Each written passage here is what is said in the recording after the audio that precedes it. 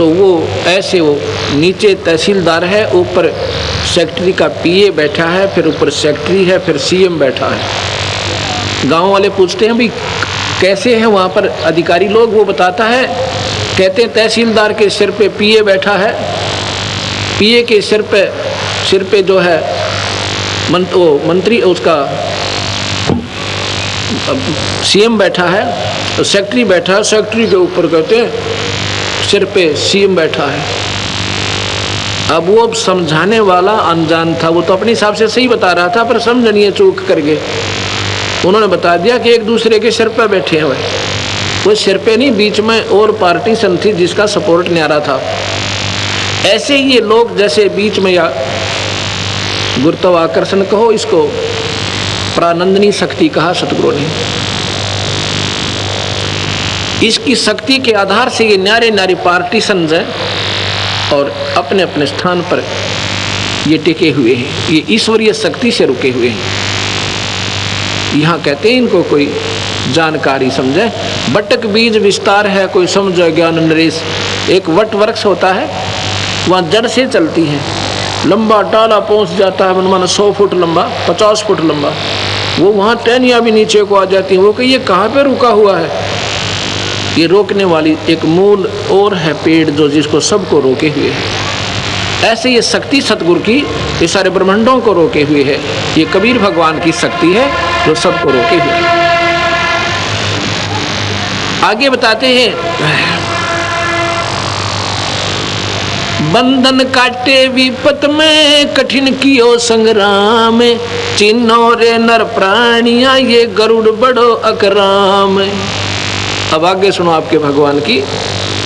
कहते हैं एक बार एक संत ऋषि ने, एक ने साधना कर रखी थी नाग देवता की।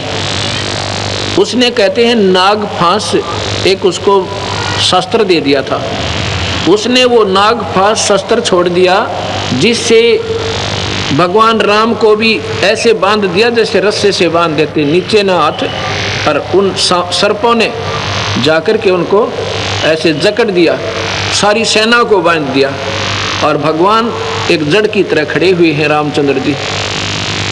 तो फिर कहते हैं गरुड़ जी से पुकार करी, भगवान नाम न छुटवाइए, हमारी रक्षा करो गुरुदेव।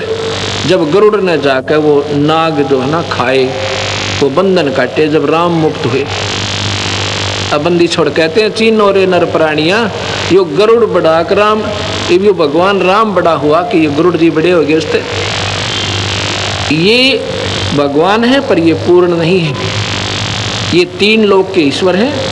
और ये जो कथाएं हैं भाई, ये काल के अधीन है, ये काल भगवान है, यहाँ का सारी सृष्टि का 21 ब्रह्मांड का उसके पास रिमोट कंट्रोल है, और वही सबको नचा रहा है, वही कर्म करवाता है, वही जीव को फिर इसमें कर्मों में ही बांध कर और नचाता है।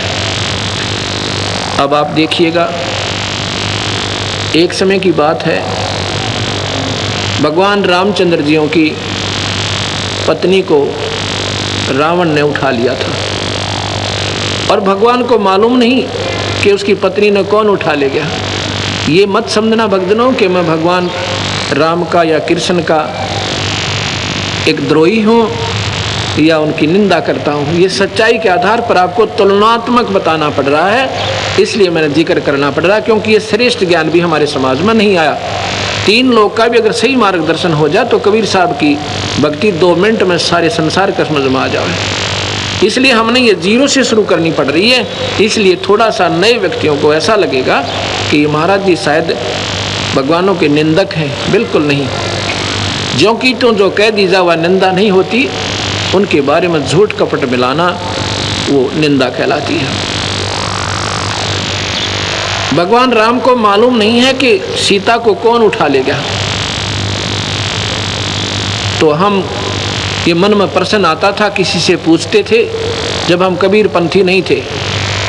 मैं तो सन 1988 में ये नाम लिया, और सन 1993 के लास्ट में, यानी लगभग 9वें महीने में, सितंबर में, गुरुदेव ने ऐसे तुरंत बुलाकर, 110-12 साल की आयु थी मेरे गुरुदेव की उस समय, और मैं तो अपना नौकरी करता था।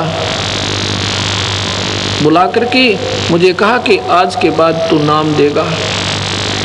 मेरे सिर पे हाथ धर दिया, मेरा पसीना आ गया सारे शरीर में कि मैं 2 कौड़ी का जीव और इतने पवित्र परमात्मा की मैं कैसे महिमा गा पाऊंगा। तो मैं उनकी आंखों से तरफ देख रहा हूँ, वो भी जान गए कि ऐसा है, ऐसा महसूस कर रहे हैं। कहता मैं तेरे साथ रहूँगा, घबराइए मत ना, और सतगुरु की शक्ति आपके सिर पर रहेगी। जब मुझे थोड़ा सा हौसला हुआ, उसके बाद ये मैंने सन 1994 से प्रचार शुरू किया।